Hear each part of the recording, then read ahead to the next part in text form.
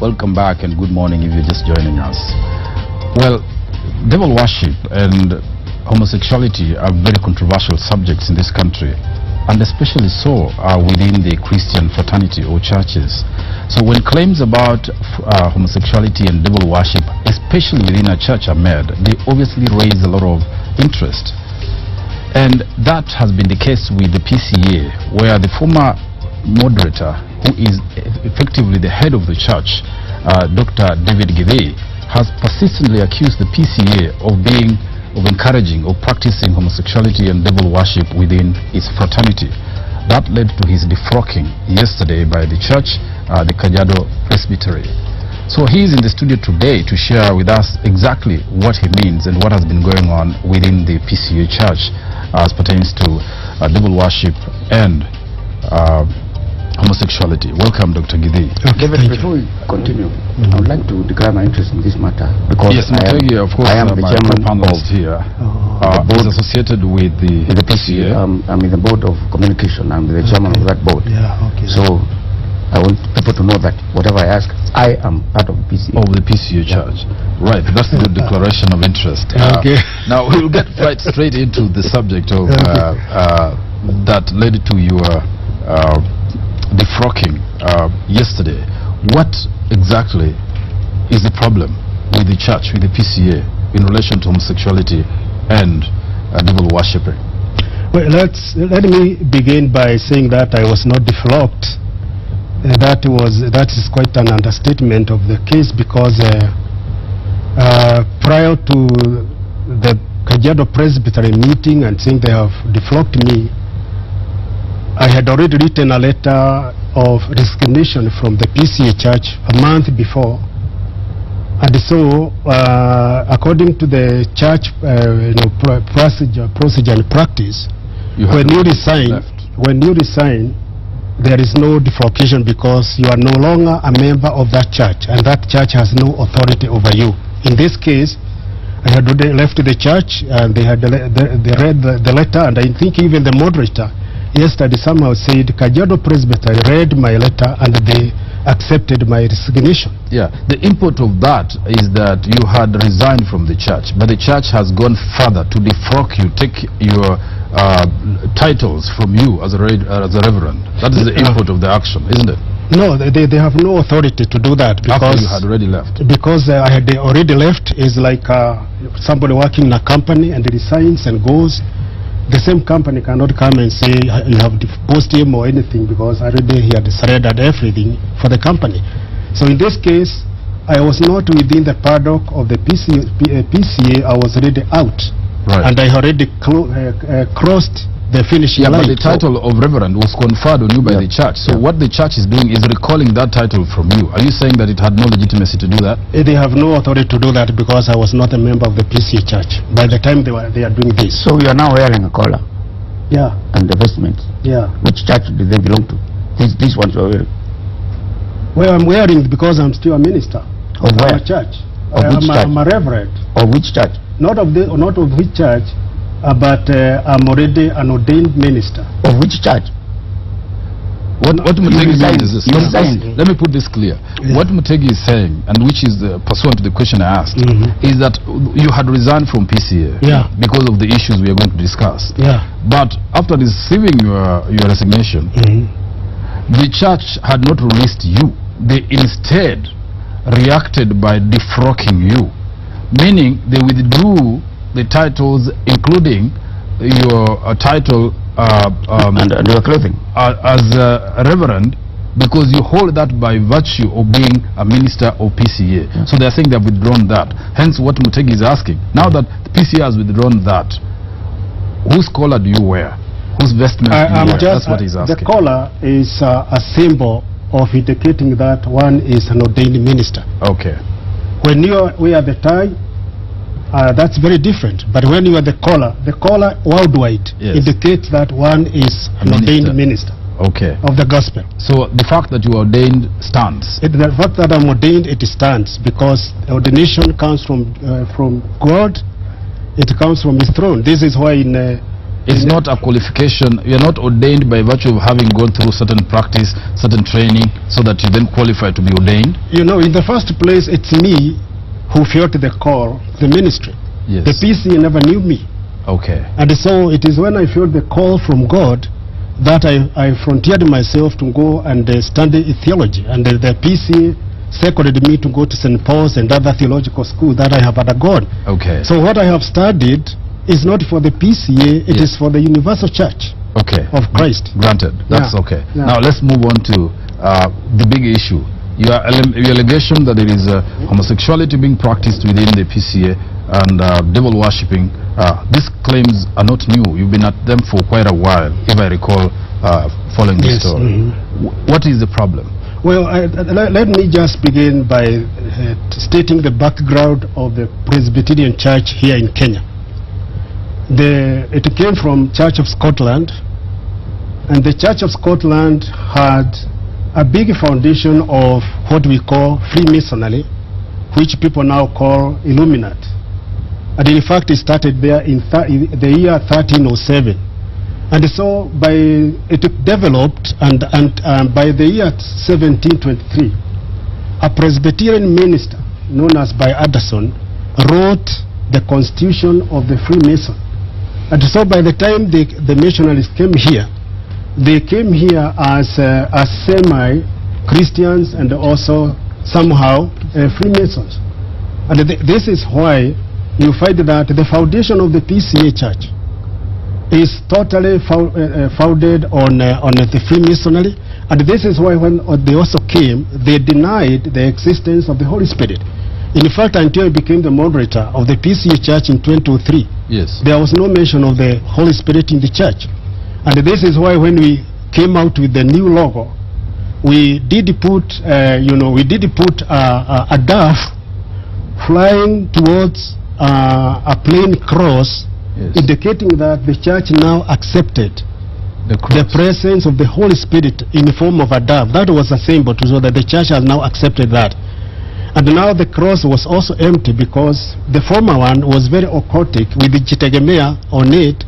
And in fact, the word Jitegemea had the capital G at the center of the cross, and the capital G is the symbol for the Masonic God. So it was very occultic, and we had to remove it.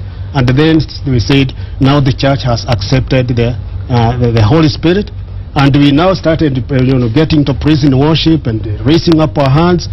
And before that, there was nothing like that, because the whole thing is the foundation. The foundation is we are talking of a foundation of a church whose missionaries came as Christians but come Freemasons. How do you justify the fact that you have been to that church for 30 years?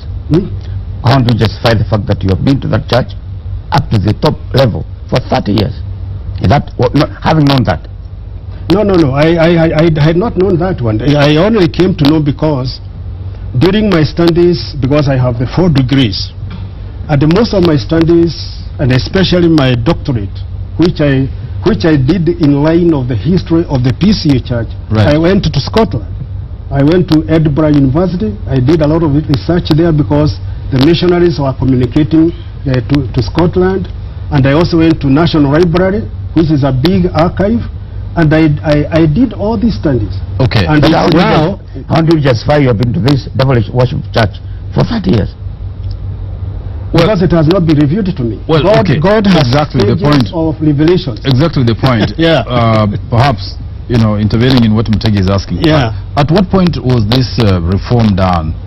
Change of the church's symbols and so forth, and the discovery that the Freemasonry in the PCA needed to be removed to allow it to proceed in the manner you have said. During my study, it never took a long time between the time I completed my doctorate degree in 1993 and the time I became the moderator. So during that time, 93 and 203. How many years are those? Well, there were years that I was a lecturer senior lecturer at Daystar University. But you accepted to be a moderator of that church, having studied PhD, knowing that they were Freemasons. You accepted to be elected twice. Yeah, because that I found it a good way now to let, because when people are ignorant, they don't really know. Okay. So I took it my opportunity now. The question, when I was elected the moderator of General Assembly, yes, to come in and now have the forum, because beforehand I didn't have any forum. Okay, let's follow this systematically. Yeah. When did you become the moderator? 2003. That's when you began on the reformation. That's the time I started on reforms. And this was with the concurrence of the General Assembly and the whole church following the change of symbols, the new cross, and so forth. Yeah. It was done during your time as moderator. Including removal of satanic symbols in St. Andrew's Church. Yes, I remember that very well. Yeah. The thing is, was this accepted by the church, or was this a unitary solo crusade? Well, because just the way I brought about the prison worship, the way we removed that drum that was being drummed by an old museum, we did a lot of things. It is in the same system, because when somebody becomes the moderator of the PCEA church, you get into the scriptures and you look for a verse that would tell which direction you are taking the church. The PCEA, my predecessor yes, had his theme, behold, I'm making all things new. But when I came in, yes, I went, the Lord led me to Luke chapter 13, where this man says the tree is not bearing anything, so I'll cut it down. And the garden responded and said, leave it alone for 1 year, I'll cultivate around it and fertilize it. That became my theme. Leave it, I'll cultivate around it and fertilize it. And that's how I now started the movement, which was a way of cultivating and fertilizing. Okay. Yesterday, when the business committee met, they said all those things you did were personal, that in their record they normally have meetings of General Assembly. Their resolutions passed. They cannot find any resolution dealing with, even during my time, that dealt with, that the General Assembly met and resolved that we are going to deal with these matters of devil worship or Freemasonry. There are no resolutions passed by the General Assembly. Those were personal issues with you. Well, they are not personal. I was the moderator, I was the sitting of the chairman, I did all the deliberation of business committee and all other deliberations, and even in my report in the General Assembly and the GSC, I used to write all these things and down the Are there resolutions to that effect passed by the General Assembly? Well, there are some, like St. Andrews, when we moved, it was a big controversy. How could we not have something written with all this controversy going worldwide? Yeah. No, it could not happen. Okay. We have a resolution on the change of the logo. So if you talk of resolutions at the minutes, they are there. Okay, let me say both this. in the business, GSC, and also General Assembly. Okay. What are the manifestations of devil worship in the PCEA that are making you uncomfortable, or about which you are protesting? Well, one of the things that I noticed that let me touch on the church buildings. Okay. Just as I've said about St. Andrews, and we went there and we removed these symbols. It's not only St. Andrews, because when the missionaries came and I said they were Illuminati in one way or the other. Yeah. The churches that they were also building, they were putting what I would call satanic symbols, like the one we removed in Sena. And every church building, 80% of the church buildings in the PCEA church, they have some symbols. Yes. And I have been pointing to them. If you look at the floor of the churches, right at the entrance of the main door, usually there is something that people step on there. Yes. And also inside you find the things on the floor. But of most important, those colors that we find in the windows. Yes. Those tinted, what about those colors? Glasses. Those colors, they are occultic. What do you mean by occultic? I mean they are evil. You find them in Anglican church. You find them in. How do you determine they're evil and which ones are not evil? Well, are there evil colors known globally, or you decide personally they are evil? Somebody else thinks they are. Remember, I have said I have done a lot of research. Right. I'm an author. Yes. And I have researched a lot. And I have read a lot. Yes. So what I'm trying to say, I'm answering the question. The question, let's be. I am saying now. Let me just. I understand what you are saying. Yes. That's what you are saying. Yeah. Through the studies and research. Yes. Yes. Through the studies and research, I have been pointing to them. If you look at the floor of the churches, right at the entrance of the main door, usually there is something that people step on there. And also inside you find the things on the floor. But of most important, it has been shown that these colors have some dedicational kind of evil. For example, in our churches, you find very commonly in every church 3 colors: the orange color, the blue color, and the green color. And you find them always combined and in one place. Yes. This is what is there is that the orange color is a representation of sun god, because that's why it is orange. The green color is a representation of a goddess, the one we call Mother Earth goddess. Yes. And also now the blue color is a representation of the water spirit. And so when you have all these colors, and you don't find these colors in residential houses, commercial houses, it's only in the churches, and they are very brightly colored in the PCEA church. Yes. And they defile the environment of the church. Okay. Okay, what else? Let's first finish with the manifestations of the devil in the church. Yeah. So you're talking about the building and the colors. Is there anything else? Nothing, that's enough? Or you have some more manifestations that put you uneasy? I would also say that now, according to the experience when I was the moderator, yes, what I can say that they are devil worship in the church. Yes. One, I would say that in the year 2001, the whole church fraternity of the PCEA ministers went to Mombasa for a retreat. That was the year 2001. And while we were there, it was very much aggressively noted by ministers that there is rumors that there is devil worshippers in the PCEA church. And so what happened is that the moderator, the sitting moderator by then, decided that rather than we remain in the hall where people are passing and we could be heard talking about homosexuality in the church, yes, we were taken next to the beach, so where we could talk quietly. And I remember very well the moderator saying that, you see this file I have here, I have names of the people who are devil worshippers, homosexuals in the church. And then there was an uproar. Why don't you expose them? And they said, it's not for this time. It is after that, after just a few months, that the first minister in the PCEA church was deflocked at Karatina because he was caught red-handed sodomizing a boy. Yeah. Then there is let me give you another instance. Yes. Where a boy came and he was brought to me by an Anglican pastor, because the boy was claiming that he had been sodomized by a pastor in our church, and therefore he needed me to call the pastor because he was feeling a lot of pain because of that hurt. And so I told him, I don't want you to meet him, but can you write that? So he wrote the story. I called Cowboy Presbytery officials, and I told them, can you go and read this letter? And they called the pastor, and they asked him whether he know this. So that's what they did. They called the pastor, and the pastor said, well, I know it because I have been practicing this since I was a teenager. And finally he was asked, so what is going to happen?